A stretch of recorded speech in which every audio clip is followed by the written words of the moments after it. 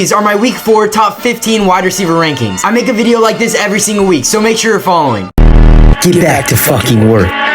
It's time for fantasy football. 15 is Tedero McMillan. He's been the clear #1 option for Bryce Young and now gets a beautiful matchup against the Patriots. 14 is Courtland Sutton. He had an amazing week 3 and now gets to face the worst secondary in the entire league in the Bengals. 13 is Tyreek Hill. I still don't like his outlook for the entire season, but this week he gets to face the Jets, who he seems to just always go off against. Last year he had 28 against them, and the year before that he had 25. 12 is Emeka Egbuka. With Mike Evans expected to be out the next few weeks with the hamstring injury, Egbuka is the clear #1 option in this offense, and I wouldn't be surprised if we see 10 plus catches in week 4. 11 is Drake London. The last 2 weeks haven't been great, but he's still averaging over 9 targets per game, and I think he bounces back in a big way against the Commanders. 10 is AJ Brown. I physically cannot put him higher than this, with how unpredictable this Eagles passing attack is week to week. So pencil AJ Brown in for anywhere between 0 and 30 fantasy points. 9 is Devontae Adams. He's currently the wide receiver 2 in red zone targets per game, and is top 5 in target share. 8 is Rome Odunze. He's averaging over 21 fantasy points per game, and I don't see why that production will change against the Raiders. 7 is Jamar Chase. Jake Browning and this entire Bengals offense looked awful last week, and I'm afraid it won't be much different this week against the behemoth that is the Denver Broncos defense. 6 is Malik Neighbors. He now gets the rookie Jackson Dart in at quarterback, who I think is about to hyper-target the absolute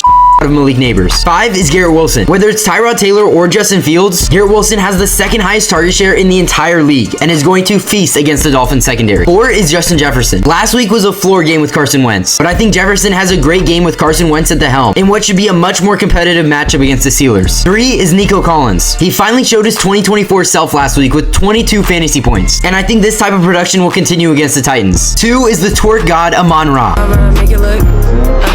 This man is on a roll, averaging over 30 fantasy points per game in the last 2 weeks. And I don't even think a tough matchup against the Browns is going to slow him down. And the #1 wide receiver for week 4 fantasy football, drum roll please. I mean, this shouldn't be a surprise. It's Puka Nacua. This guy is on an absolute tear right now. He's on pace for the best fantasy wide receiver season of all time. And as always, make sure you're following for the top 25 running back rankings dropping tomorrow.